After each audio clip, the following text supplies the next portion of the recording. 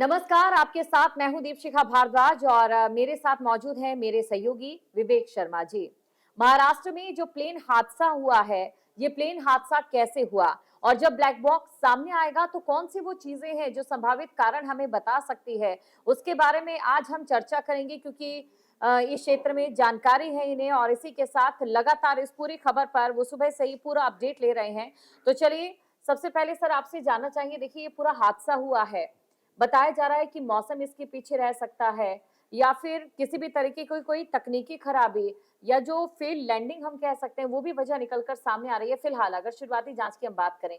लेकिन कौन से वो संभावित कारण हैं जिन पर अभी हमें गौर करना चाहिए? देखिए, उनके निधन से पहले सबसे पहले हमें ये जानना होगा वो उनका राजनीतिक कद कितना बड़ा था। महाराष्ट्र की राजनीति में उनका कितना रोल था। ये हादसा जाँच होगा, विषय वो अलग है। मुंबई से बारामती आ रहे थे, उनका प्लेन क्रैश हुआ, सारी तकनीकी चीज़ें आज निकल कर सामने आएँगी। सभी ग्राउंड स्टाफ वहाँ पहुँच चुके हैं, जाँच जारी है। लेकिन सबसे पहले हमें ये समझना होगा कि वास्तव में अजित पवार कौन थे? महाराष्ट्र में उनकी राजनीति में कितना बड़ा उनका योगदान था। तो मैं आपको बता दूँ, अजित पवार शरद पवार के सगे भतीजे थे और सहकारी जो कहते हैं ना, बारामती जो क्षेत्र है वो शक्कर बेल्ट का इलाका है। वहाँ पर बहुत सारी शुगर मिल है और शुगर मिल के इलेक्शन के बहाने उनकी राजनीति शुरू हुई थी। वो अभी तक 6 बार वित्त मंत्री रहे हैं और महाराष्ट्र में उनका एक बड़ा कद है और अपने चाचा की राजनीति को हिलाकर उन्होंने अपनी पार्टी बनाई थी। उन्होंने शरद पवार की पार्टी को तोड़कर पूरी एनसीपी पर अपना कब्जा कर लिया था और उनका बड़ा नाम था उनका राजनीति में, उभरते हुए नेता थे वो। और उनको लोग महाराष्ट्र की जनता में अजित दादा के नाम से वो लोकप्रिय थे और काफ़ी उनका बड़ा जनाधार था। और बारामती में हालाँकि इस बार उनकी पत्नी लोकसभा चुनाव में खड़ी हुई थी, वो हार गई थी शरद पवार की बेटी से। तो ये विषय है और आने वाले दिनों में देखते हैं कि इसकी जाँच क्या निकल कर आती है। क्या ये वास्तव धुंध की वजह से हुआ या और कोई तकनीकी समस्या थी? ये सारी विषय जाँच का विषय है और इसमें आने वाले समय में ये सारी चीज़ें सबके सामने आ जाएँगी। बिल्कुल, जैसे-जैसे समय बीतेगा और जाँच शुरू होगी तो कई और चीज़ें जिनकी तस्वीर इस समय धुंधली है, वो साफ हो जाएगी। क्योंकि राजनीति के करियर की बात की तो देखिए, किसी भी शख्स के लिए कहते हैं कि जब किसी को कोई ताज मिलता है, तो उस ताज के साथ काँटे भी होते हैं। काँटों से यहाँ पर मतलब चुनौतियों का होता है, जो कोई भी पद होता है उसके साथ उसकी चुनौतियाँ भी होती हैं। लेकिन बात अगर अजित पवार की करें, तो ये कहना गलत नहीं होगा, लगभग 5 से 6 बार के वो डिप्टी जी, जी, जी। सीएम रहे थे डिप्टी सीएम रहे, और किसी का वित्त इस पद मंत्री पर सँभाला। हाँ, और किसी का इस पद पर बने रहना, ये बताता है कि उन्होंने उन चुनौतियों को ना सिर्फ समझा, बल्कि उन्हें काबू पाने की पूरी कोशिश की गई और उसी के साथ लोगों के चहेते भी वो बने रहे, चाहे राजनीतिक दल बदले हों या चाहे चेहरे बदले हों, लेकिन डिप्टी सीएम का जो पद रहा, वो अपने आप में ये बताने के लिए काफ़ी है, वो कितनी बड़ी शख्सियत है।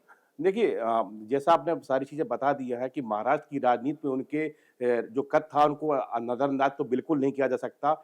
इतने महाराष्ट्र की राजनीति शरद पवार जैसे व्यक्तित्व को उनको चुनौती देकर उनकी पार्टी को तोड़कर अपने आप में एक बड़ी पार्टी बनाना, ये बहुत बड़ी बात है कि किस तरह चाचा की राजनीति को उन्होंने खत्म कर दी। ये देखिए, राजनीति अपने आप में देखी जाए हमारे देश में ये कोई नई बात नहीं है।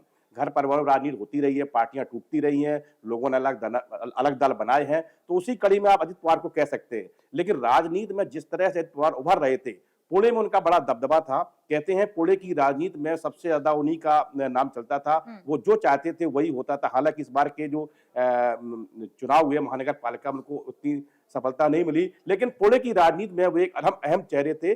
मैंने आपको पहले ही बताया, शक्कर कारखाने के चुनाव से वो राजनीति में आए और लगातार वो चुनाव जीतते रहे, कभी चुनाव जीवन में हारे नहीं वो। और महाराष्ट्र में लगातार वो डिप्टी सीएम रहे, वित्त मंत्री जैसा अहम पद संभाला।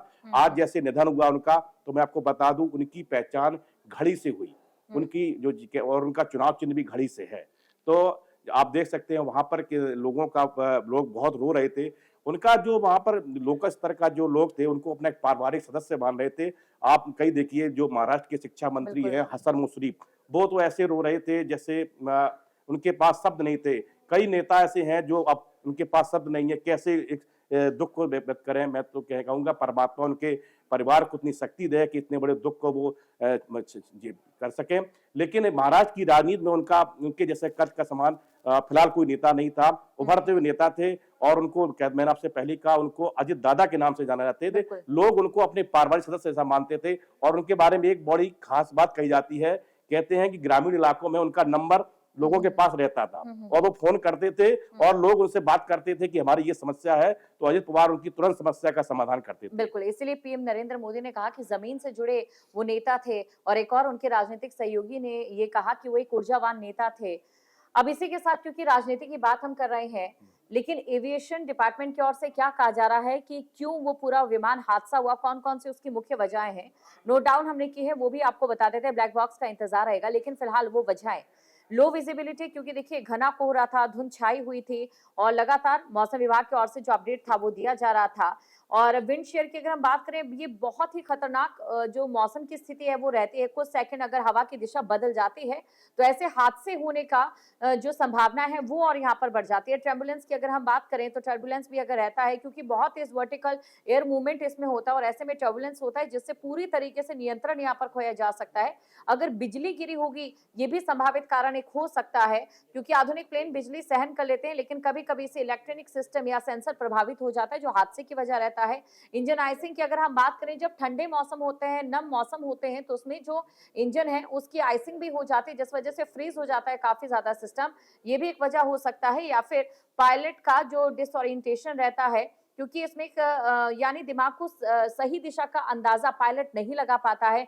ये भी एक बड़ी वजह रह सकती है। अगर रनवे पर जो क्रैश लैंडिंग हुई है, ये इसके पीछे कारण रह सकता है। और नेविगेशन जो फेलियर रहता है, क्योंकि भारी बारिश या स्टॉर्म से रडार, पिटोट ट्यूब या फिर अन्य उपकरण गड़बड़ा सकते हैं, जिस वजह से ज्यादातर प्लेन क्रैश होते हैं। फिलहाल ये वजहें निकलकर सामने आ रही हैं, लेकिन इन वजहों के साथ साथ इंतजार हमें ब्लैक बॉक्स का भी रहेगा। बिल्कुल, देखिए अभी इस विषय में कुछ भी कहना बड़ी जल्दबाजी होगा। ये सारी चीज़ें तकनीकी विषय पर हैं। टीम आएगी, विमानन मंत्रालय की टीम आएगी, सारी जाँच करेगी।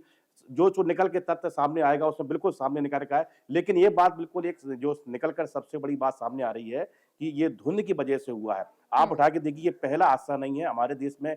पिछले कुछ सालों में देखिए जो बड़े-बड़े नेता की हवाई दुर्घटना में मृत्यु हुई है, उन सभी में एक बहुत बड़ा कारण धुंध का रहा है, या मतलब आगे इनको प्लेन को आगे कुछ रास्ता नहीं सूझ रहा था। ऐसा आप देखिए जो हमारे सीडीएस थे बिपिन रावत जी और माधवराव सिंधिया के, ऐसे कई बड़े नेता हुए हैं जिनकी प्लेन दुर्घटना में मृत्यु हुई है, और उनमें कहीं न कहीं ये बात निकल कर सामने आई है कि धुंध एक बड़ी वजह बनी है।